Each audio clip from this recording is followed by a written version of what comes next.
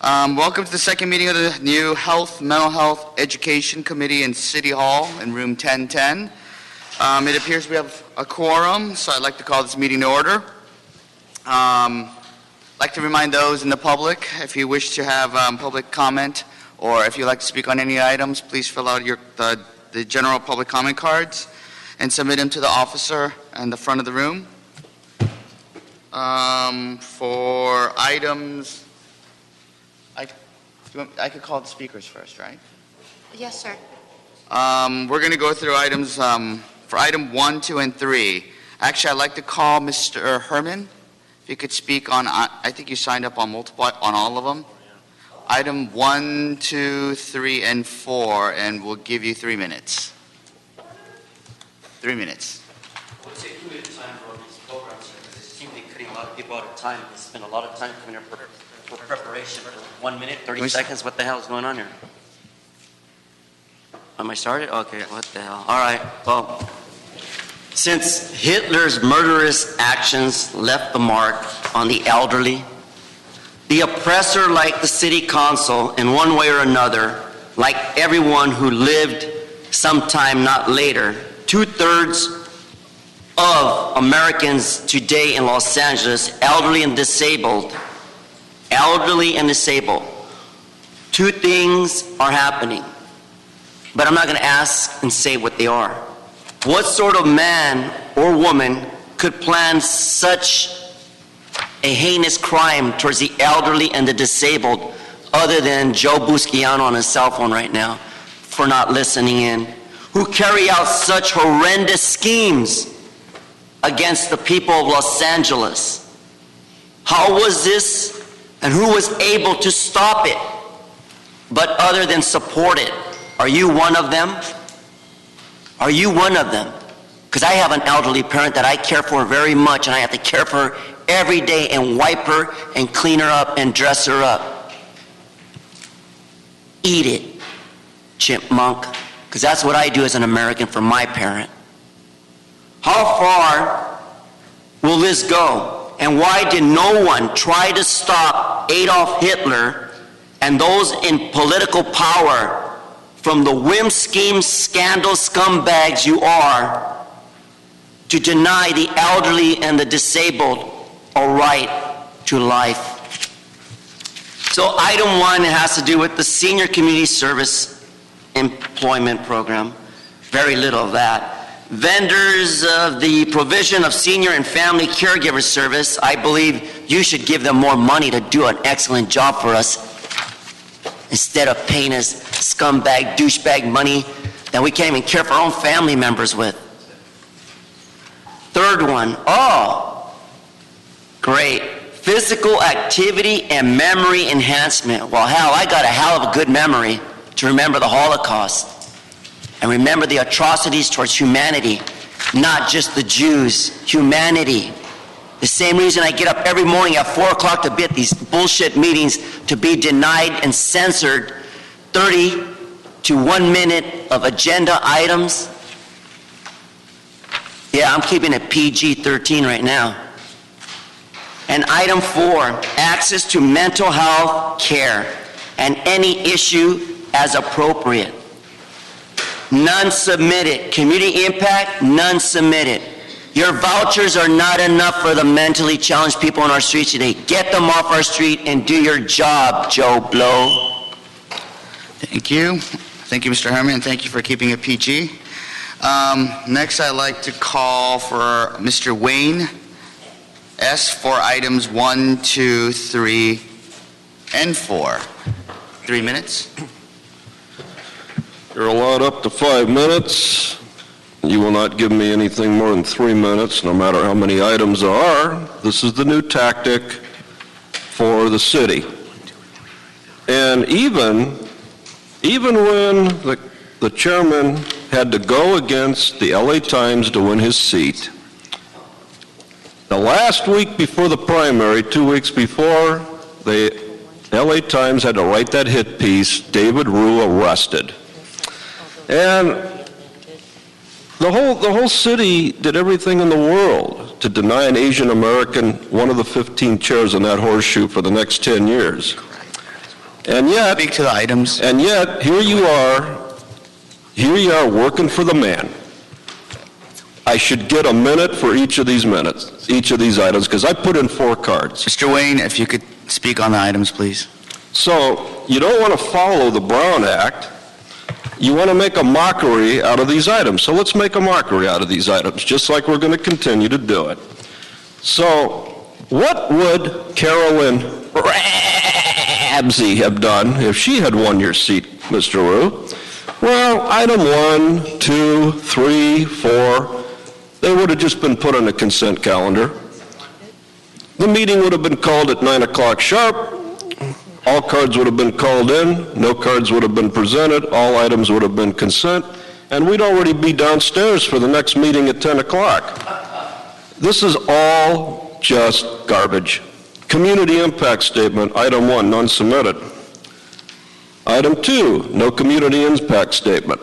3, no community impact statement. 4, no community impact statement.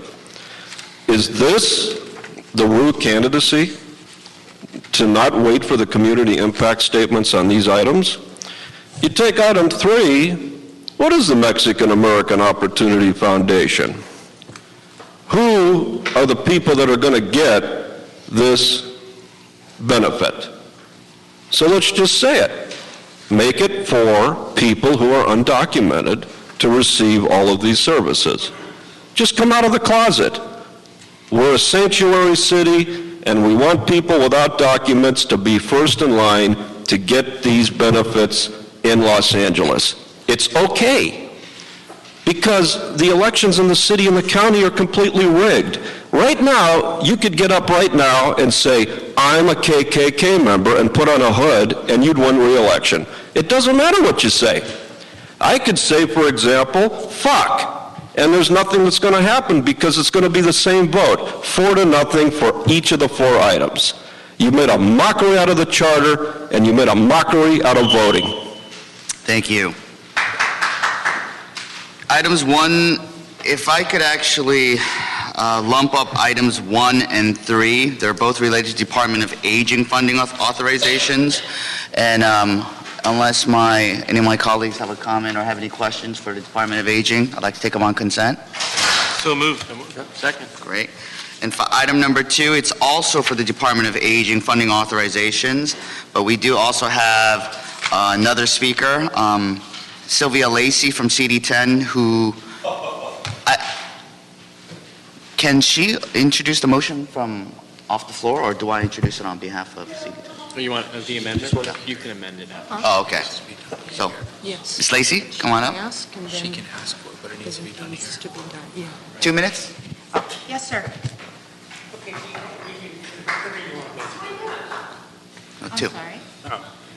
Good morning. I'm Sylvia Lacey from Council President Herb Weston's office, and we have an amendment for item number 2. I don't know if I should read it into the record or if the... I can read this amendment into the record.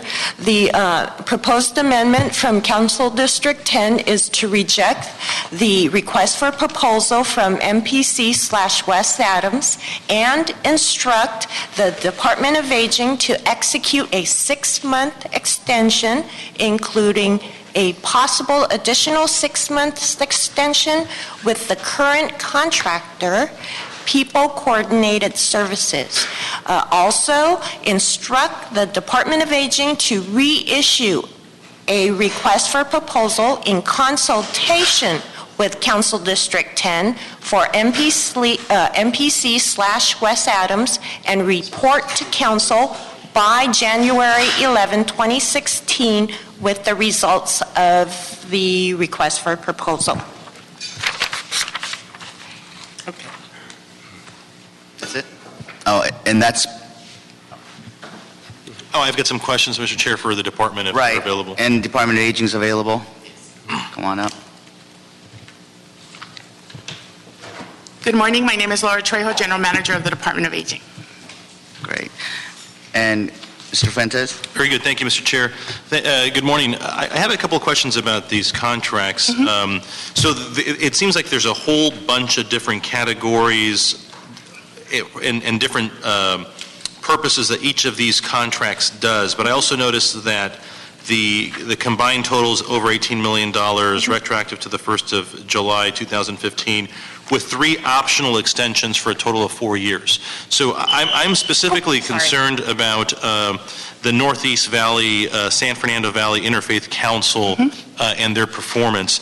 And they're in multiple categories. Correct. So does the clock run the same amount of time for each of those contracts? So if they're in the bucket of OAA programs as well as the multipurpose center programs and the other, it's one contract for the group with 3 extensions? Yes. Basically, what the department does every 4 years, we put out all of our services for open and competitive RFP by the category of the service that's being delivered. One of the strategies the department uses to ensure efficiency of scales is that we select a hub organization, a focal point organization in each geographic area to deliver the bulk of those services. We have found that to be the most effective way of delivering the units of service that we have under contract with the California Department of Aging. What we're asking for you right now is for the 4-year cycle, which we just went into the RFP process. These are the recommendations we're providing you in terms of who are the bidders that were selected and we're recommending. We basically give them the contract for 1 year with 3 extension opportunities. And so in at each any of those point, 3 service categories? in all of the service categories, got it. correct. And for example, with Valley Interfaith Council, so let's say that their performance isn't up to par at some point. What does the process look like to change their not do the extension after 1 year? How is it that you all will do the review? Basically, we monitor all the contracts on an ongoing basis. We monitor performance. We monitor fiscally in terms of the quality of services to the community. We work as a technical advisor to the agencies to try to remediate any deficiencies that they have, because one of the things that we're trying to do is to ensure that the highest quality of service is being delivered to our clients in the most cost-effective manner. We work with that organization to the degree that we can. If we find over time that it does not work, that the organization is not able to make the modifications or the adjustments that we request, then we begin to work with them to transition that contract into issuing another RFP. And we've done that in the past in other service areas. Sure. And in where this we have case, found that repeatedly. And in this case, I noticed that there were no bids in the case of 26 of these folks, and only 1 competitive sort of RFP process. So in the Valley Interfaith Council example, nobody competed against them. Correct. And that's very consistent. One of the things that the department does, it's part of its history. We work with mission-driven organizations who actually put a lot of their sweat equity into supporting our programs. So other organizations sometimes don't consider this highly prized contracts because of the amount of work that they have to do to, 1, win them, and 2, to maintain them. And so part of what we're trying to do is to work with the organizations that step up to make sure that they're providing the best services possible. And we monitor, like I said, very, very closely. And we do pay attention to units of service, service delivery. I can tell you I receive a copy of every consumer complaint that is ever raised against any of our providers, so that I personally am tracking if a client says, my meal wasn't warm, it wasn't delivered on time. I get a copy of that complaint and I follow what happened in terms of an investigation, what happened in terms of the resolution for that constituent. The complaints, I'm sorry, ma'am, Miss. I'm sorry, I'm president of Valley. I understand, but I've got questions for... That's fine, I just wanted to let her know I was here. Thank you. Very good. So the questions that I've got, and I'm wondering if you get these complaints, so there's the meal served and that sort of type of service delivery, but do you all also manage the facility, or is that Rec and Parks? Because I've gotten complaints from For the yeah. various constituents on a long time now that they are rushed out of the building because the facility is going to be used for a non-senior center activity. I personally have driven by, and on weekends the facility is open, and I can't imagine that our contract allows for that. And we work with Rec and Parks. The Rec and Parks facilities, really, the complete site control is shared between our provider for the hours that our programs are viable, but Rec and Parks utilizes the facilities for other activities and other programming at their discretion. So that is a shared responsibility that we have for the facilities, and that's fairly consistent across the entire city. The complaints that we're getting are that the facility is being used for private events. And that would be a question that would need to be asked of the Department of Recreation and Parks. If it is after hours when we're not there, that is within the purview of their operation in terms of any other activities that they perform. Yeah, I'm being told that Rec and Parks isn't contracting the facility out for anything, but that it's the provider that is actually allowing for other activities to take place. What I can do, if you give me the name of the facility, I can look into it. It's the Alicia Broadus Center. Okay. So I personally have witnessed, as I say, on weekends, what look like private engagements as I drive by, and I just wonder how it is that that's happening. Rec and Park says that they don't do anything at the facility, that it's only the contractor. Okay. Very good. So we have the ability to review this contract, and so if folks do have concerns, other than the ones that I've shared with you, not on the service delivery, but on the actual sort of use of the facility and the personnel and that sort of thing, how do they communicate that to you, and how will you review that, understanding that there haven't been any bids? Our monitors go into the facilities. We respond to community concerns on an ongoing basis.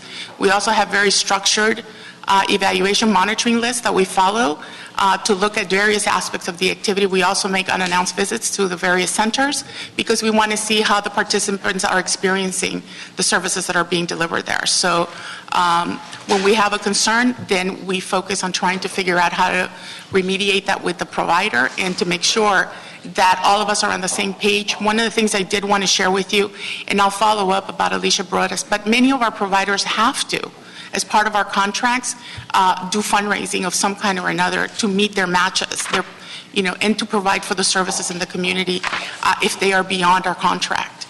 And so that's one of the things that we also need to look at, because we also don't want to take away the capacity of a provider to be able to correctly raise the program income that they need to serve that community. So it's something that we would look at on a case-by-case basis and work with them to make sure that it's not anything that we would consider not appropriate under the agreement that they have with us and with Rec and Parks. Very good. Thank you. Thank you. Mr. O'Farrell? Thank you, Mr. Chair. Good morning, Ms. Good morning. Farrell. A question for you, and sort of a thought that I have. I would like to raise the profile of the needs for the aging LGBT population, our seniors. Not necessarily specific to Hollywood, but that's where a lot of the service organizations are.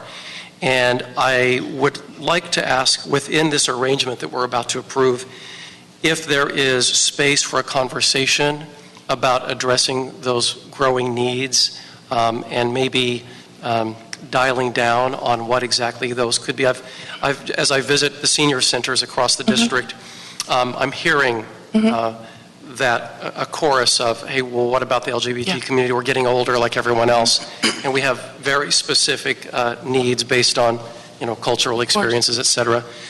So within these service categories, within the awarding of these these one-year contracts, extendable 1 year at a time, might there be a place to talk about resources, a focus, possibly in the Hollywood area? Could you address that? Absolutely. We do that on an ongoing basis. Part of the philosophy of the Older Americans Act to force us basically to reissue RFPs is to keep in mind that communities change. And so we actually request that all of the respondents have to give us responses consistent with the population shifts in their community that we're asking them to serve. So it's absolutely appropriate for us now or ongoing to continuous look at what populations are emerging, because the older adult population is extremely dynamic, as many of you already know that. And so part of what the department tries to do is work with our providers in specific areas to make sure that if we see an emerging population that is not being targeted and served well, that we work with the community, that we understand that and provide that support. And so I would love to work with your office. I can tell you that this department was the first department in California to actually hold public hearings about the unique needs of the LGBT community in Los Angeles. We were very proud of that. We have continued to develop capacity building for all of our providers, because we understand that Los Angeles is a very dynamic community. People don't just live in one location. And also families live very differently. So one of the things that we have been doing with the Gay and Lesbian Center is providing training to all providers. We have been working with both local and national leaders in this area to try to build our own knowledge and our own understanding of what are the needs that we need to be basically addressing with the community. But we would love to work with you and anyone that you can identify to work with us so that we can move in that direction. This is not once we approve it, we're not allowed to look at it. It's actually when we begin to look at it even deeper.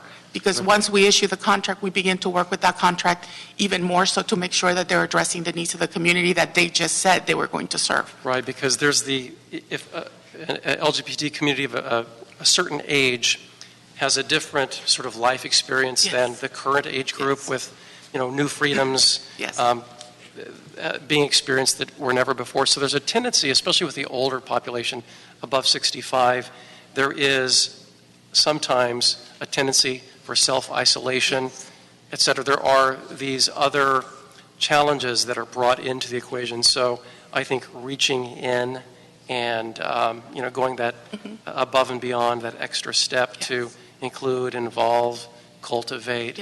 And I would love to work with your office on that issue. That would be a pleasure. Thank you. Councilmember Piscano, do you have a question? Quick question. So this amendment that we're introducing today on behalf of Council District 10, it's only for council, the Correct. agency only serves Or before council. that ASA, correct. Okay.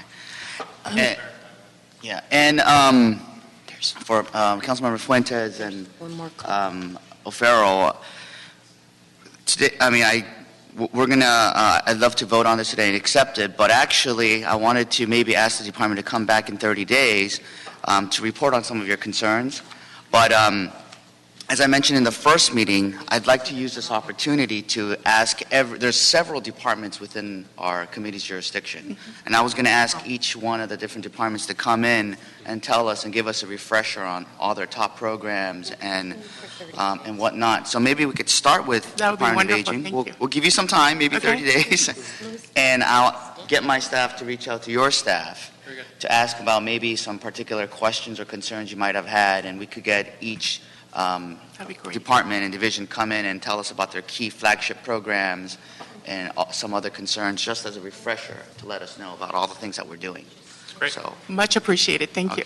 So, Mr. Chair, I would move the committee report and action as amended by the clerk's statement earlier about CD10. Actually, we have one more speaker. Okay. And Beverly Ventress from the Valley Interfaith Council, can you come on up? She's one of our contractors. 2 minutes. And she's also a resident of my district. Homeowners Association President. Yes. Good morning, and I apologize. I was a few minutes late getting lost in the parking downstairs. But Councilman Fuentes, I wanted to respond to some of your remarks. You know the Alicia Broadus Duncan Center very well and the activities there. And indeed, it is a community of changing demographics. But that center is well known within that community, even with the changes, for being a mainstay of activities and a source. Pat Austin, who is the director there, has been there for 20 years, is highly regarded by all constituencies. And yes, there are, in terms of, as Laura explained, we are required to have some fundraising activities there to make up for the gap of the grant money that we do not receive. So we are required to have activities there for the community. It might be Zumba for seniors, which is for both the Hispanic and African American community.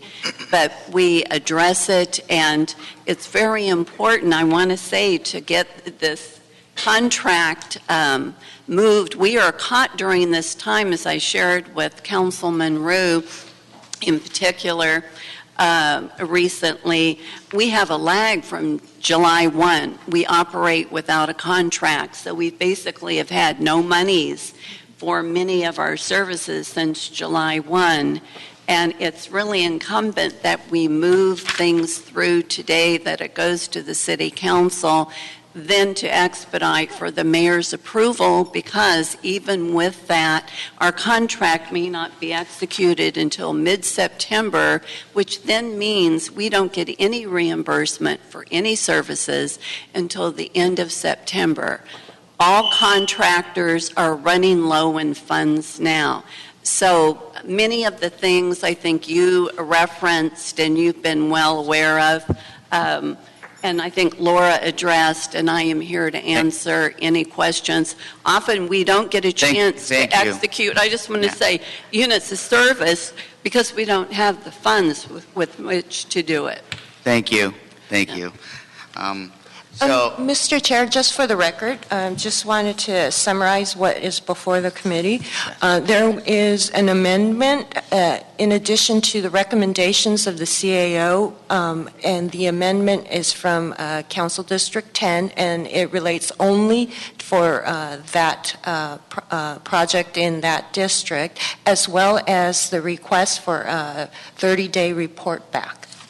Okay. Yes. That's what we're voting on, and it was moved by Councilmember Fuentes and seconded by Councilmember Buscaino, as amended. Thank you. Which leads us to item number 4. Mr. CLA, could you please read in item number 4 into the agenda?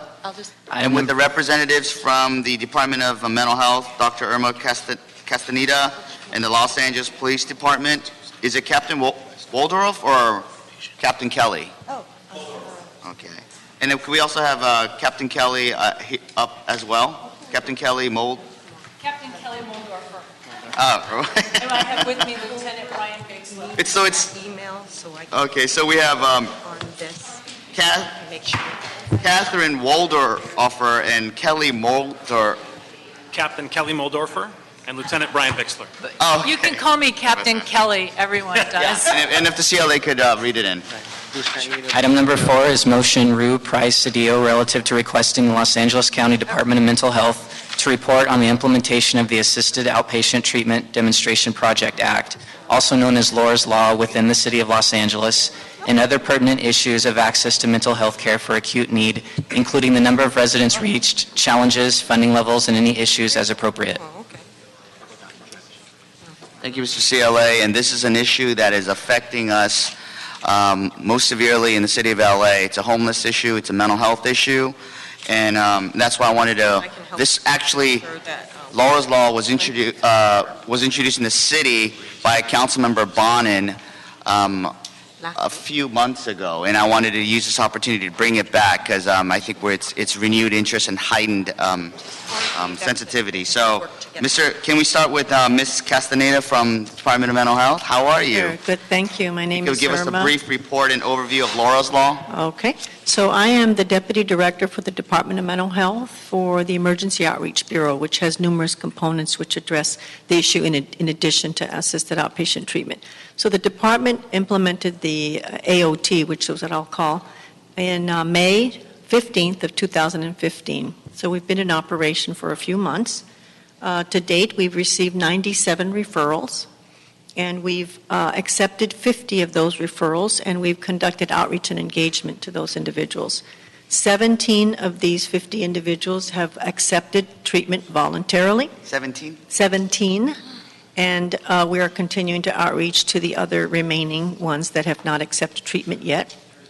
The treatment they've accepted includes full service partnership, which is an intensive outreach outpatient treatment program, which has a ratio of a clinician to 15 clients, which is quite intensive.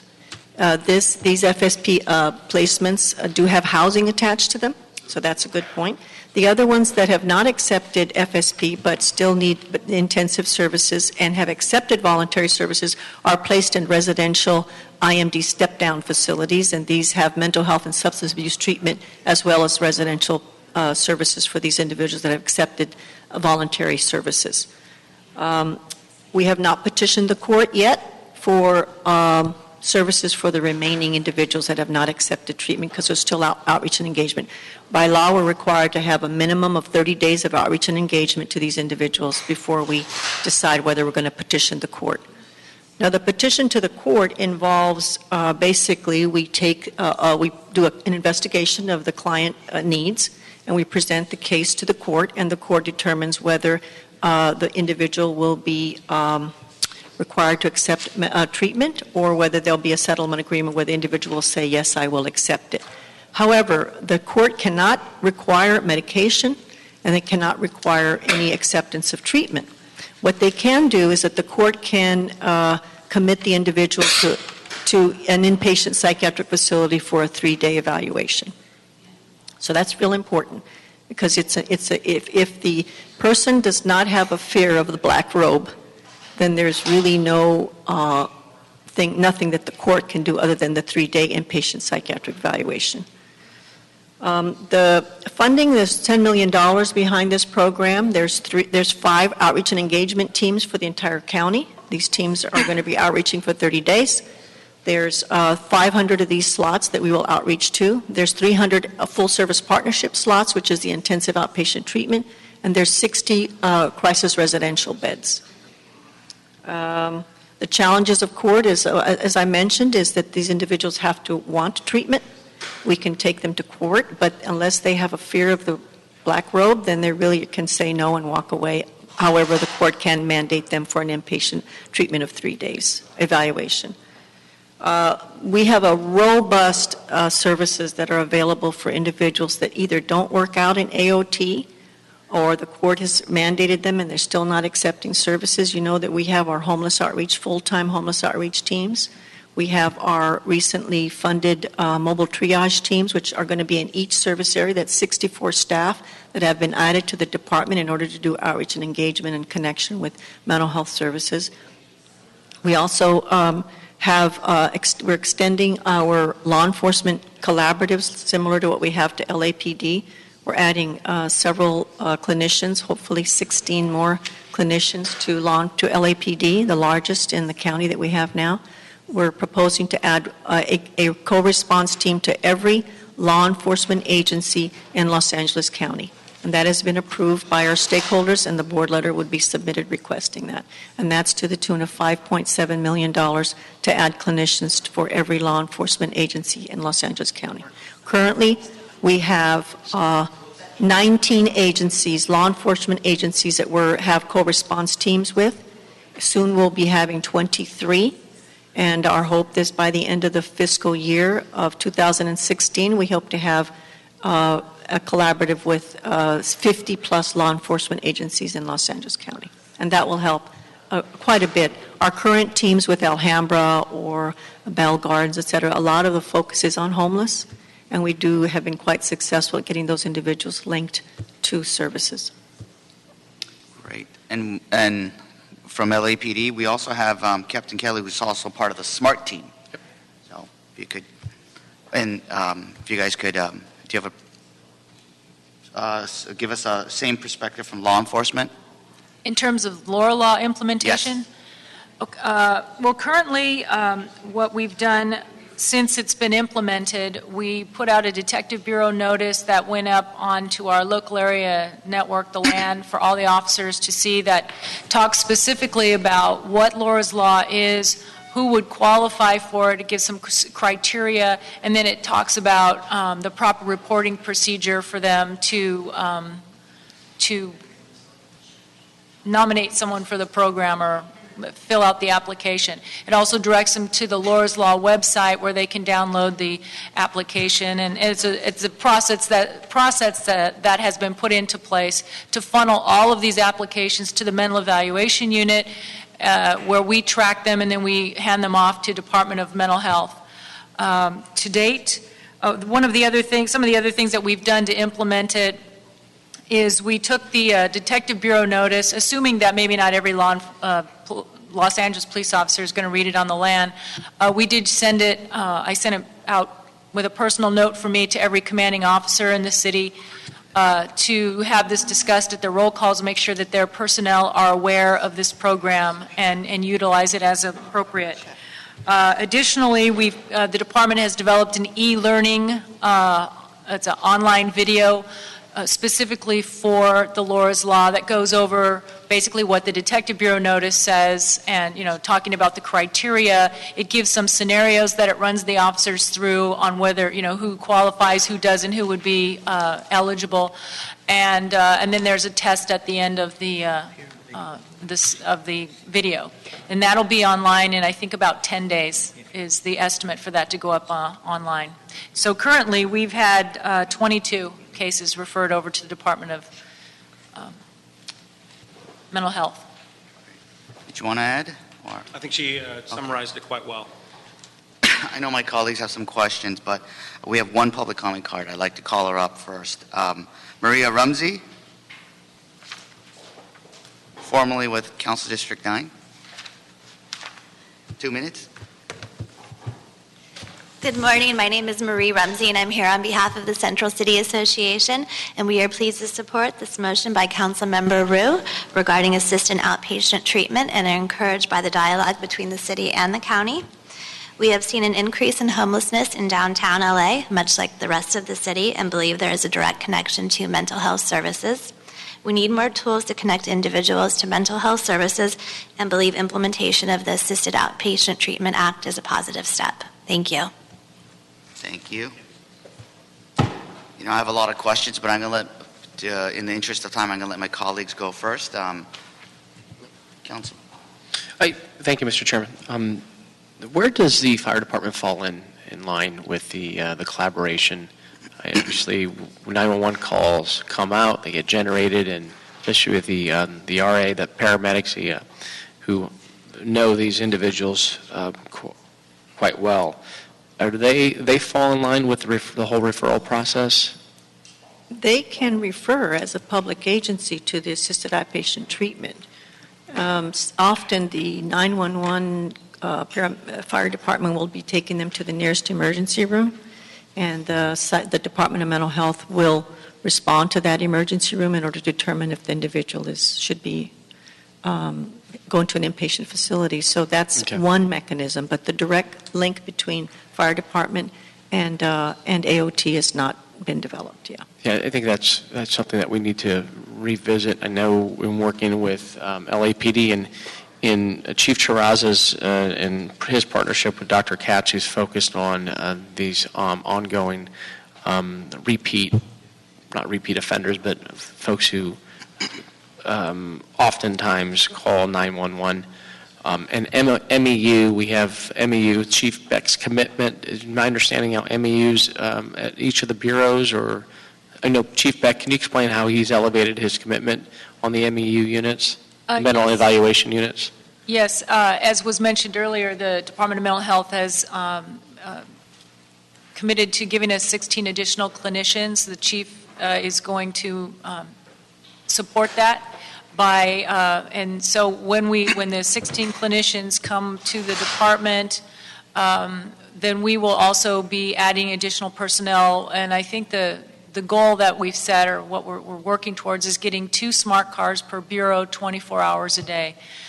We currently have 1 smart car, which is the co-deployed unit that responds to calls. We have 1 per bureau 20 hours a day. Yeah, we need to do better than that on this. 19 hours. There's only 4 MEUs, mental evaluation units, citywide. Correct. And we're going to double that. We're going to double that at least. Yes. Actually, they have you have 1 per bureau per. We have 1 right. We have 4 bureaus, right?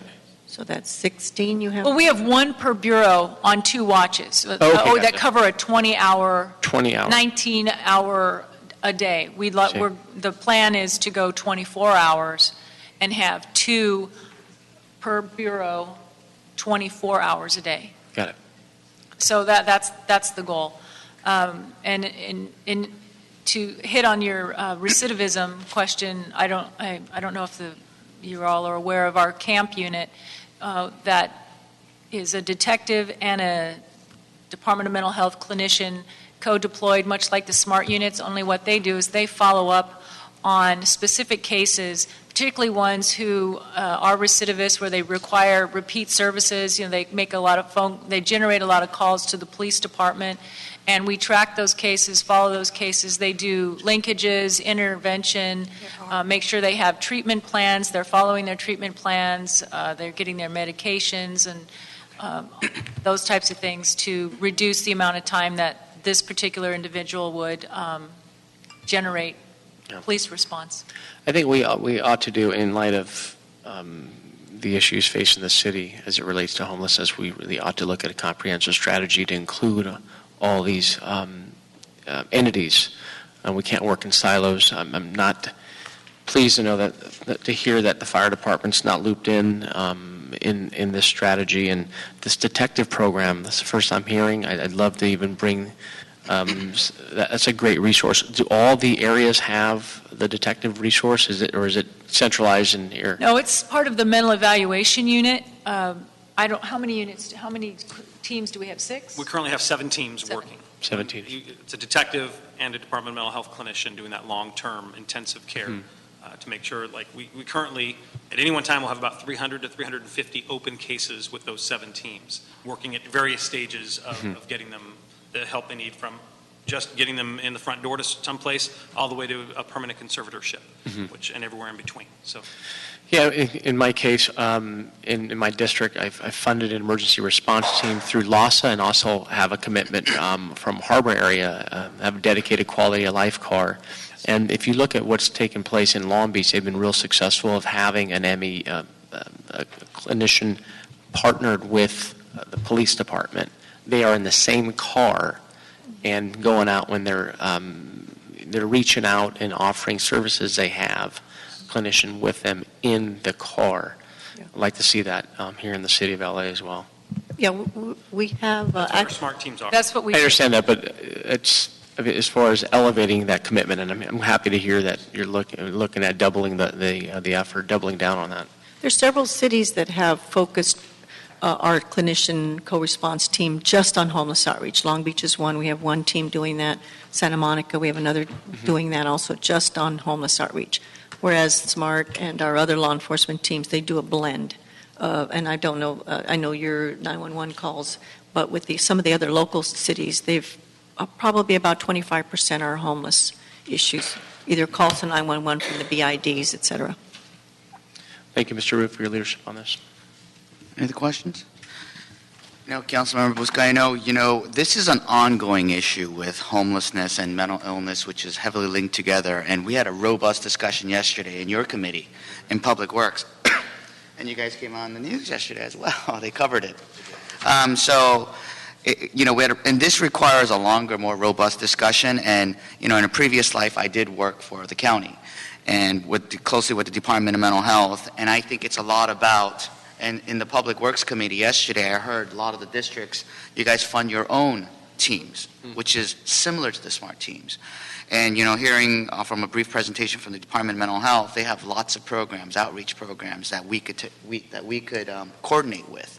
So I think it's a very opportune time, especially with the county putting $10 million towards Laura's Law, for us to figure out more ways to collaborate. So, I'd like to take to move this and accept it and approve it, but with a report back asking the county department, if we could ask the Department of Mental Health to give us a written report in 30 days of, and my office will work with you. And actually, I'm meeting with the director of the Department of Mental Health, Dr. Southard, this Friday to figure out more how we could leverage each other. So if we get a written report on all the stats that you just gave us, and I'm sure some of my colleagues might have more questions, and we'll make sure we forward them to you. And do I need to, Mrs. Clerk, do I need to continue the item, or can we just accept and file and have them to come back and report in 30 days, or? Well, you can note and file the verbal report with a request from the Department of the county to submit a written report in 30 days, and when the report comes in, They could come back? Yeah. You can continue it for 30 days. Or you can continue for 30 days, and our office will write a letter on behalf of the chair to request from the county. Yeah, let's continue it for 30 days, because this is, we probably want to have a much longer discussion on this. Okay. So, and once we get a written report, and we could all share. No Okay, objections. Sounds good. great. So moved, and so approved and moved. And public comment, Approved. seeing that. Can I just say one more thing? The Department of Mental Health has developed 3 initiatives for this fiscal year. One of them is homelessness, and one of them is jail diversion, and the other one is transition age youth. And they all, homelessness, jail diversion, and transition age youth. And those 3 intersect, so at some point, maybe we'll bring in all 3, because we're very excited about all the things we're doing in those areas. And they all have commonalities. Yes, yes. So, Mr. Chair, just for clarification, for number 4, the committee would like to approve this motion and have it go to council with a request from the county for a written report in 30 days. no, we're going to keep it in committee. We're going to continue it for 30 days. Oh, continue this motion for 30 days. Yeah. Okay. Thank you. And seeing that there was comment cards, but they're not here, there's no general public comment cards, so seeing no further questions or comments, this meeting is adjourned. Thank you so very much.